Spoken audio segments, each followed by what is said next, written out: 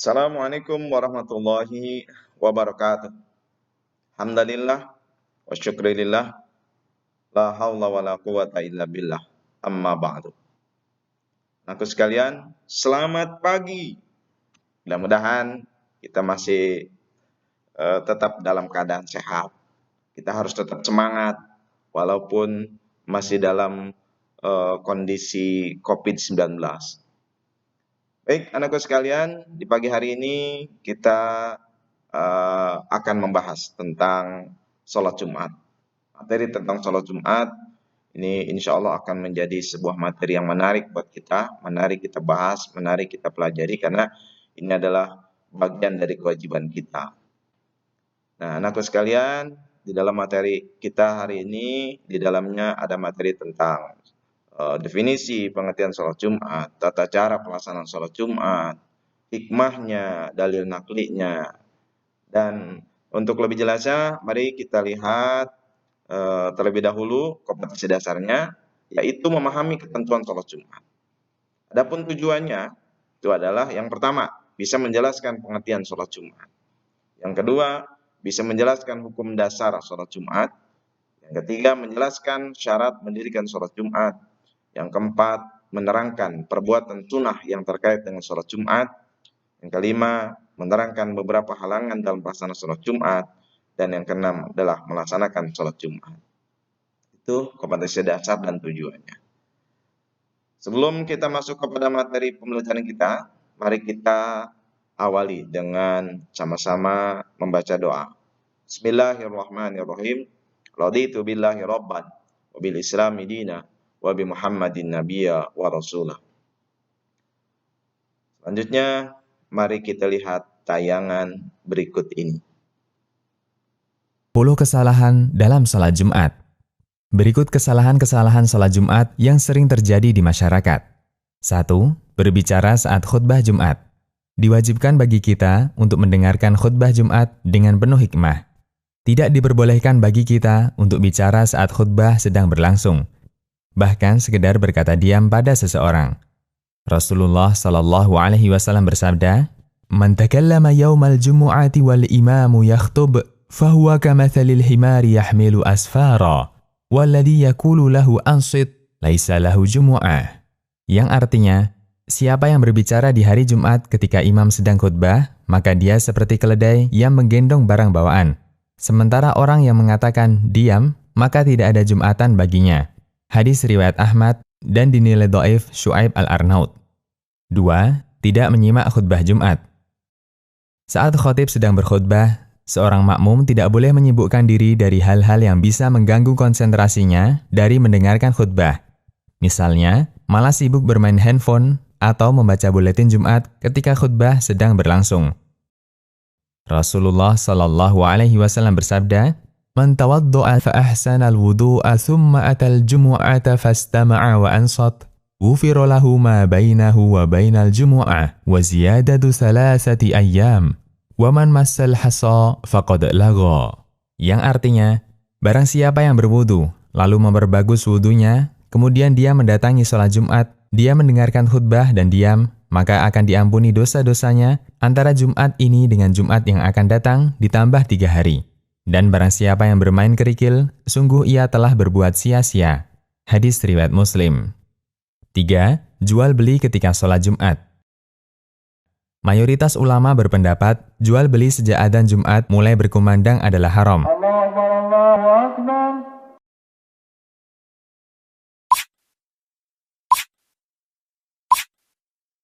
Allah Ta'ala berfirman, "Ya ayyuhalladzina amanu idza nudiya lis-salati min yaumil jumu'ati fas'au ila dzikrillahi wa dzarul bai', dzalikum khairul lakum in kuntum ta'lamun."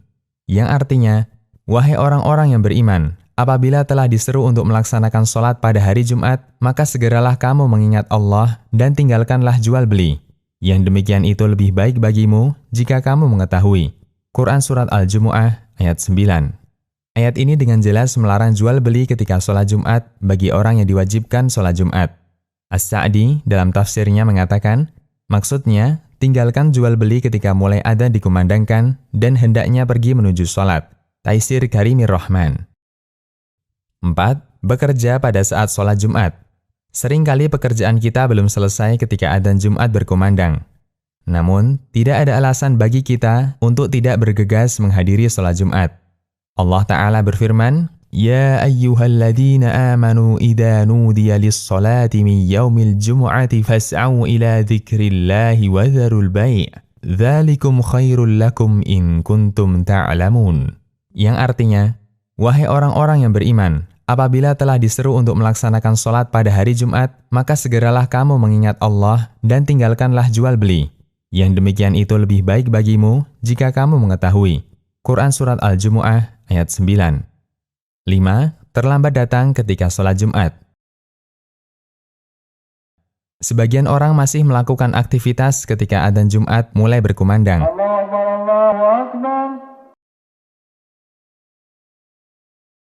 Padahal, banyak keutamaan yang bisa kita raih ketika datang lebih awal. Disebutkan dalam hadis dari Abu Hurairah radhiyallahu anhu, Rasulullah shallallahu alaihi wasallam bersabda, "Idza kana yaumul jum'ah, kana 'ala kulli babin min abwabil masjidil malaikah, yaktubuna al-awwala fal-awwal, fa idza jalasa al-imam, tawawu as-suhuf wa ja'u yastami'una adh-dzikr." Yang artinya, apabila hari Jumat tiba, maka akan ada para malaikat di setiap pintu-pintu masjid. Mereka akan mencatat setiap orang yang datang dari yang pertama, lalu berikutnya, dan berikutnya. Hingga ketika imam telah naik di mimbarnya, para malaikat pun menutup catatan-catatannya, lalu mereka ikut mendengarkan khutbah. Hadis riwayat Bukhari. Hadis ini memberikan motivasi untuk hadir lebih awal ketika Jumatan. Semakin awal, semakin bagus. Dan diupayakan agar jangan sampai terlambat, datang setelah imam naik mimbar. Karena kita tidak mendapatkan catatan khusus dari malaikat. 6. Melangkahi pundak jamaah yang duduk berdampingan.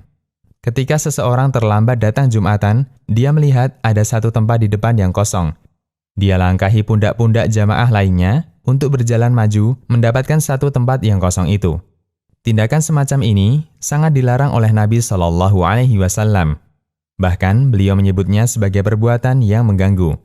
Abdullah bin Busr radhiyallahu anhu bercerita, ada seseorang dia melangkahi pundak-pundak jamaah ketika Jumatan, sementara Nabi Shallallahu Alaihi Wasallam sedang berkhutbah. Lalu Nabi Shallallahu Alaihi Wasallam memerintahkan orang ini, Ijlis, faqad adaita, yang artinya, duduk, kamu mengganggu. Hadis riwayat Abu Daud, Ibnu Majah, dan disahihkan Al-Albani. 7. Duduk memeluk lutut saat khutbah. Tidak sedikit jamaah sholat Jumat yang duduknya dalam keadaan memeluk lutut. Bahkan saking enaknya sampai tertidur. Padahal ada larangan dalam hadis mengenai duduk seperti itu dalam khutbah Jumat. Dari Sahal bin Mu'ad dari bapaknya, yaitu Mu'ad bin Anas al-Juhani, ia berkata, Anna Rasulullah sallallahu alaihi wasallam naha 'anil hubwati yaumal jum'ah wal imamu yakhtub. Yang artinya, Rasulullah sallallahu alaihi wasallam melarang dari duduk dengan memeluk lutut pada saat imam sedang berkhutbah. Hadis riwayat Tirmidzi dan Abu Daud. 8. Tidak mandi sunnah Jumat. Mandi pada hari Jumat hukumnya wajib bagi setiap muslim yang balik berdasarkan hadis Abu Sa'id Al-Khudri. Rasulullah sallallahu alaihi wasallam bersabda yang artinya, mandi pada hari Jumat adalah wajib bagi setiap orang yang balik. Hadis riwayat Bukhari dan Muslim. Mandi Jumat ini diwajibkan bagi setiap muslim pria yang telah balik, tetapi tidak wajib bagi anak-anak, wanita, orang sakit, dan musafir. Sedangkan waktunya adalah sebelum berangkat sholat Jumat. Rasulullah Shallallahu Alaihi Wasallam bersabda yang artinya, barang siapa mandi pada hari Jumat sebagaimana mandi janabah, lalu berangkat menuju masjid, maka dia seolah berkurban dengan seekor unta. Hadis riwayat Bukhari dan Muslim. 9. Memakai pakaian seadanya dan tidak memakai parfum. Seringkali seseorang memakai pakaian seadanya ketika sholat Jumat.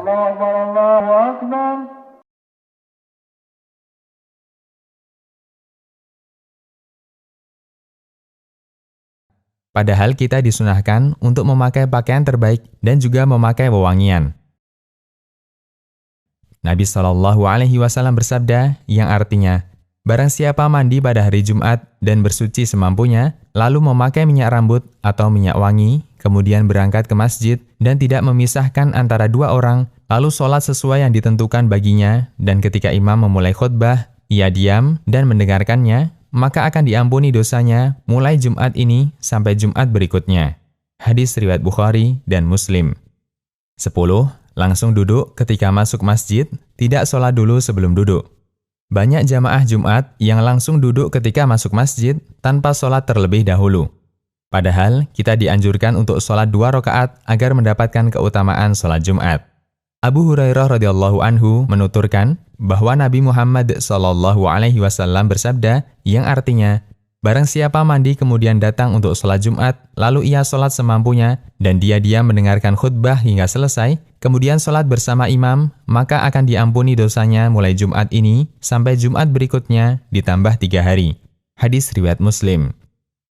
Anak sekalian, setelah kita melihat tayangan tadi yang berisi video terkait dengan pelaksanaan sholat Jumat, maka kita dapat memahami bahwa dalam pelaksanaan sholat Jumat itu bukan hanya sekedar kita hadir, bukan hanya sekedar kita datang ke masjid, lalu kemudian kita sholat Jumat.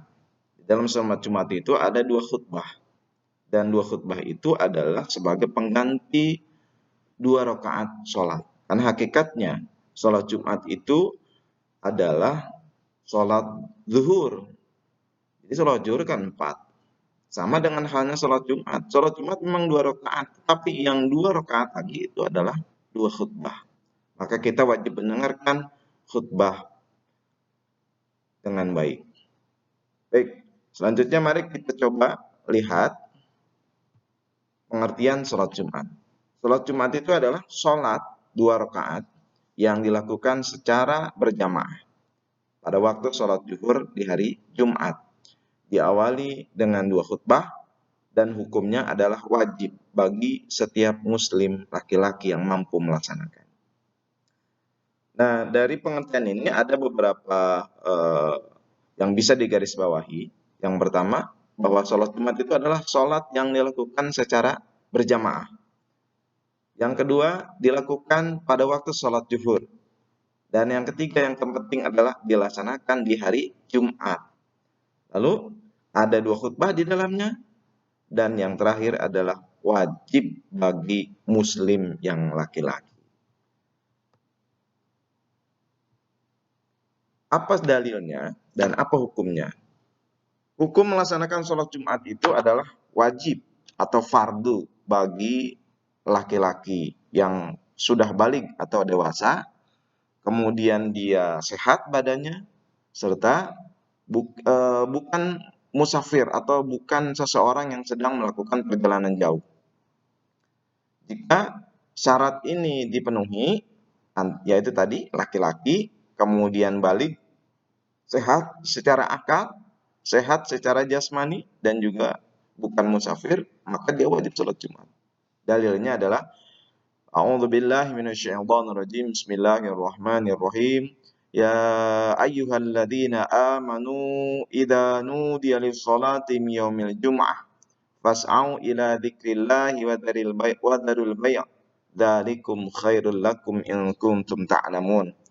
Wahai orang-orang yang beriman, apabila diseru untuk melaksanakan sholat pada hari Jumat, maka bersegeralah kamu kepada mengingat Allah Subhanahu wa taala dan tinggalkanlah jual beli. Yang berikutnya adalah syarat syah sholat Jumat. Syarat syah sholat Jumat antara lain, yang pertama, hendaklah diadakan di dalam negeri yang penduduknya menetap. Jadi di satu tempat, satu kampung, di satu komplek. Nah, orang-orang yang ada di situ sudah menetap. Yang disebut dengan menetap, minimal sudah 3 kali 24 jam. Maka dia secara agama sudah disebut sebagai orang yang menetap. Nah, yang berikutnya harus dilaksanakan secara berjamaah.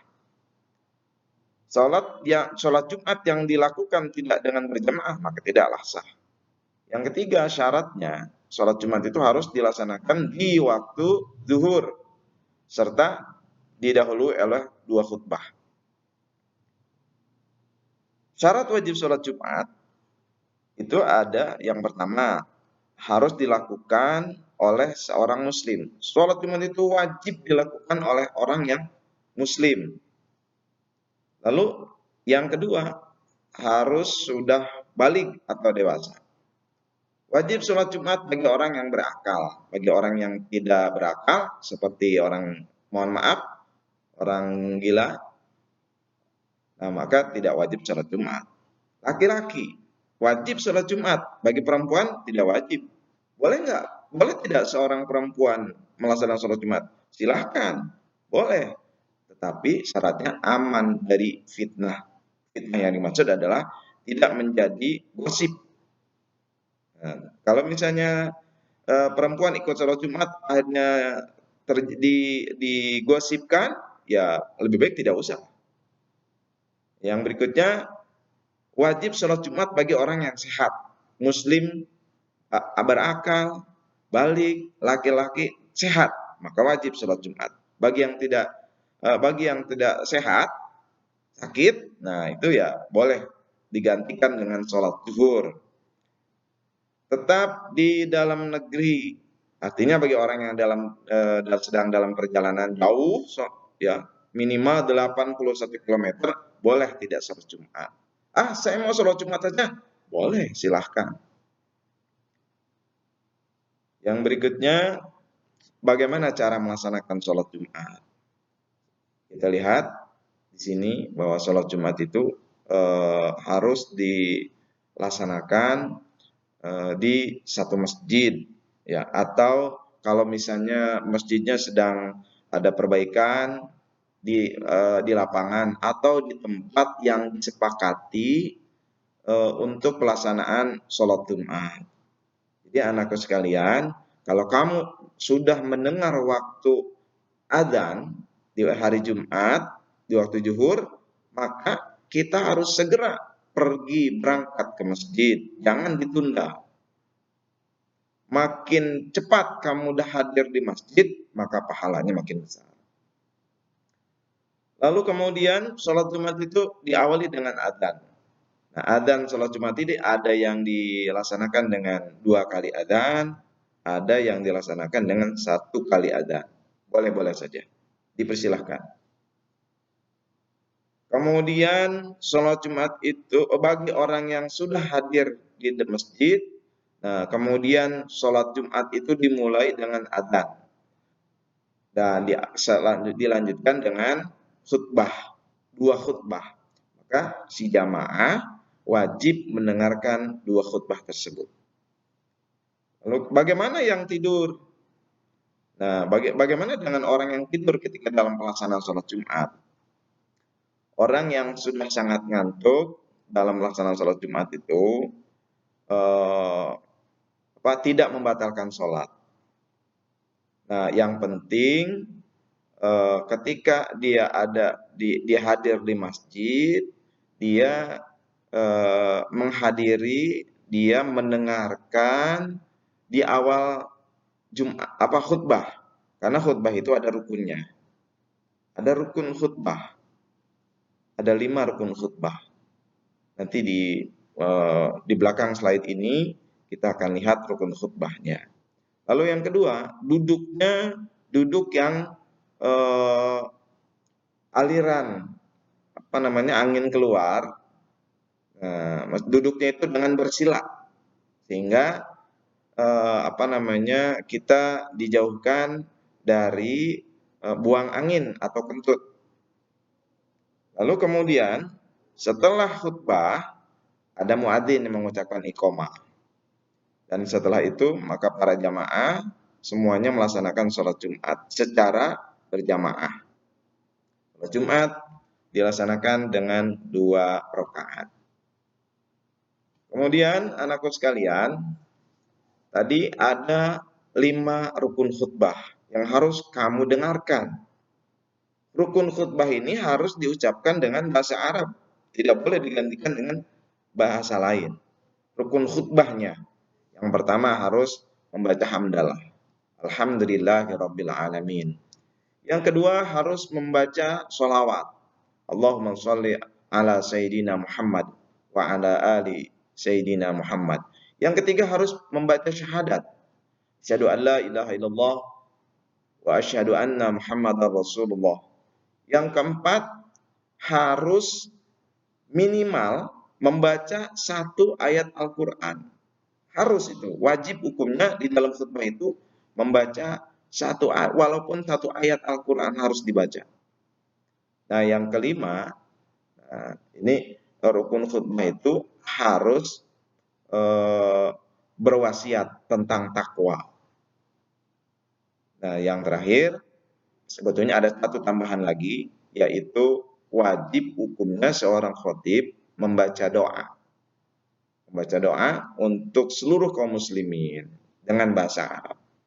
Nah, itu anakku sekalian rukun khutbah. Jadi ketika rukun khutbah itu dibacakan, maka tidak boleh tidur seorang jamaah. Kalau di dalam rukun khutbah yang 5 atau 6 ini tidur, maka tidak ada sholat Jumat baginya. Nah, selanjutnya anakku sekalian, ada amalan-amalan sunnah yang dilakukan ketika kita sholat Jumat. Antara lain harus mandi sebelum pelaksanaan sholat Jumat. Jadi sebelum kita berangkat sholat Jumat, kita sunnah mandi terlebih dahulu. Kalau tidak, misalnya kita kerja atau sekolah, maka mandinya itu di pagi hari. Niatnya pelaksanaan mandinya seperti hanya kita mandi sholat janabat, mandi hadas besar. Jadi seluruh badan, mulai dari rambut, terus sampai kaki, ujung kaki, semua telapak kaki, nah itu semuanya harus basah. Itu namanya mandi janabat atau mandi besar. Dan itu sunnah hukumnya di hari Jumat. Yang kedua, memakai pakaian yang bersih dan bagus. Jadi ini ketika kita sholat Jumat dianjurkan untuk memakai pakaian yang bagus. Kalau bisa pilih pakaian yang paling bagus yang kamu punya. Bahkan dianjurkan yang berwarna putih. Lalu kemudian disunahkan memakai wangi-wangian, parfum. Silahkan dipakai, sesunnah hukumnya. Lalu sebelum sholat Jumat kita gunting kuku, kita rapihkan. Supaya kelihatan kita ini menghargai, menghormati pelaksanaan sholat Jumat itu sendiri. Jadi kelihatan rapi, tidak asal sholat Jumat. Jangan misalnya kamu berangkat sholat Jumat, pakai baju, pakai kaos yang ada tulisan atau bahkan tulisannya ada di belakangnya ada tulisannya, ada gambarnya, itu tidak dianjurkan. Lalu yang terakhir, disunahkan dalam sholat Jumat itu banyak membaca Al-Quran, membaca dzikir sebelum pelaksanaan khutbah. Tapi kalau khutbah sedang berlangsung, tidak boleh kita melakukan aktivitas apapun. Cukup kita dengarkan sholat Jumat. Tadi di awal sudah kita lihat di tayangan videonya. Lalu, walaupun sholat Jumat itu wajib, anakku sekalian, agama kita, Allah Subhanahu wa Ta'ala mengatur ada hal-hal yang bisa menghalangi pelaksanaan sholat Jumat. Artinya kalau dalam keadaan ini kita tidak sholat Jumat, kita tidak apa-apa. Yang pertama, sakit. Jika kita sakit, sakitnya itu dengan catatan sakitnya sakit berat. Nah, itu tidak sholat Jumat, tidak mengapa. Tetapi wajib digantikan dengan sholat zuhur. Yang kedua, karena hujan lebat. Hujan tersebut bisa menjadi kesukaran bagi orang untuk pergi ke tempat sholat Jumat. Ya, tidak cukup di rumah saja sholat zuhur. Yang ketiga, sedang dalam perjalanan jauh minimal 80 km atau 81 km. Jadi ada tiga halangan kita boleh tidak sholat Jumat. Hanya 3, tidak ada yang lainnya, tidak ada rukhsah, tidak ada ilat, tidak ada halangan lagi, hanya 3. Lalu apa sih hikmahnya? Apa yang kita dapat dari pelaksanaan sholat Jumat? Yang pertama, setelah kita melaksanakan sholat Jumat, maka kita akan meningkat ketakwaannya kepada Allah Subhanahu wa Ta'ala. Lalu yang kedua, dengan sholat Jumat, maka akan terbinalah persatuan dan kesatuan umat Islam. Lalu yang ketiga, dengan pelaksanaan sholat Jumat, terbinalah kedisiplinan bagi jamaah. Jadi melatih disiplin, bagaimana tadi aturan-aturan yang tadi Bapak sampaikan. menggunting kuku, mandi terlebih dahulu, memakai pakaian yang bersih. Ketika sholat Jumat tidak boleh ada ucapan, tidak boleh ada kecuali khutbah, dengarkan khutbah. Kemudian sholat Jumatnya kita ikuti imam, itu disiplin yang baik. Latihan untuk menjadi seorang manusia yang disiplin. Lalu yang keempat, dengan sholat Jumat, mendidik dan mencerdaskan bangsa. Orang-orang yang disiplin itu adalah awal dari sebuah kesuksesan. Dan kemudian kan di dalam pelaksanaan Jumat juga ada khutbah. Khutbah itu banyak sekali ilmu yang kita dapat dari situ. Demikianlah materi pembelajaran kita. Semoga bermanfaat buat kita semuanya. Semoga Allah Subhanahu wa taala terus melindungi kita, menjaga diri kita, keluarga kita. Salam sehat, tetap semangat, dan kita akhiri dengan doa. Bismillahirrahmanirrahim. Subhanaka Allahumma wa bihamdika asyhadu an la ilaha illa anta astaghfiruka wa atubu ilaik. Walhamdulillahirabbil alamin. Hatur nuhun, terima kasih. Wassalamualaikum warahmatullahi wabarakatuh.